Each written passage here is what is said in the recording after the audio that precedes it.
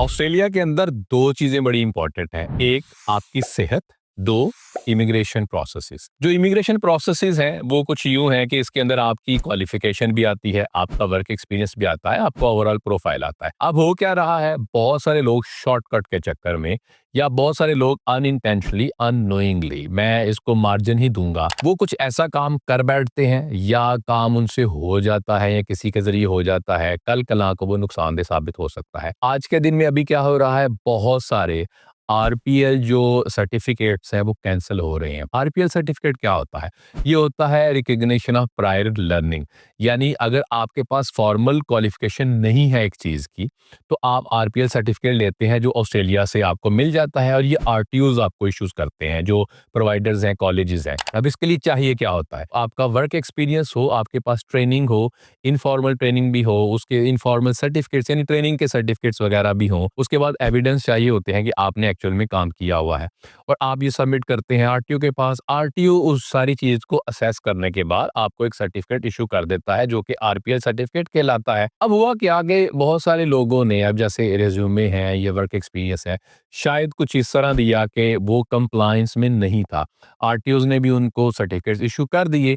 इनको तो ये लगा कि मैंने ये डॉक्यूमेंट दिया और डॉक्यूमेंट दे के मैंने पैसे दे के अपना आरपीएल सर्टिफिकेट बनवा लिया और उसी की बेस के ऊपर स्किल असेसमेंट भी करवा ली, उसी के बेस के ऊपर ईओआईज वगैरह भी अप्लाई कर दी। तो भाई ये कैंसलेशन की तरफ जा रहे हैं क्योंकि अब जो रेगुलेटर्स हैं ऑस्ट्रेलिया के अंदर वो क्या कर रहे हैं, वो इनको भी चेक कर रहे हैं। यानी अगर किसी आरटीओ ने एक आरपीएल सर्टिफिकेट को इशू किया तो ये देखेंगे जाके कि क्या आरटीओ ने इन कंप्लायंस किया, क्या एविडेंस पूरे थे, क्या रिज्यूमे था पीछे और उसका जो एम्प्लॉयमेंट का जो एविडेंस थे वो क्या पूरे थे जो कि एप्लीकेंट ने सबमिट करवाए, क्या आरटीओ ने अपने हिस्से का पूरी कंप्लायंस की। तो भाई नॉन कंप्लायंस की वजह से आरटीओ ने जो सर्टिफिकेट इशू किया आरपीएल का वो तो हो गया कैंसल।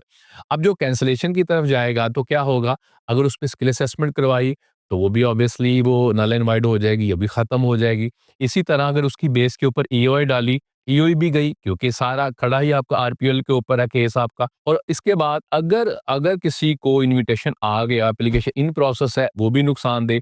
और अगर किसी को पीआर मिल भी गई या 491 मिल गया या 482 मिल गया, तो भाई ये सारी चीज़ें अगर निकलती हैं तो इसका चेन इफेक्ट क्या होगा? अगर आप डॉट कनेक्टिंग करें तो ये चेन इफेक्ट ये होगा कि जो फाउंडेशन है आरपीएल उसके ऊपर चीज़ें खड़ी हैं, अगर वही नीचे से निकल गया तो सारी इमारत धड़म करके गिर जाएगी। बी वेरी केयरफुल कि आप जब भी कोई डॉक्यूमेंट ऑस्ट्रेलिया के अंदर आप ले रहे हैं, मेक श्योर कि ये एक जेन्युइन डॉक्यूमेंट है और इन कंप्लायंस में आया है। इस तरह के वाकयात होने शुरू हो गए हैं, यानी इमिग्रेशन जो है वो बड़े सख्त इकदामात ले रही है टू मेक श्योर कि बहुत सारी चीज़ें कंप्लायंस में चली जाए। बाकी रही सेहत की बात तो अपने अपने जीपी से आप जाके मिल सकते हैं। Follow for more. Thank you.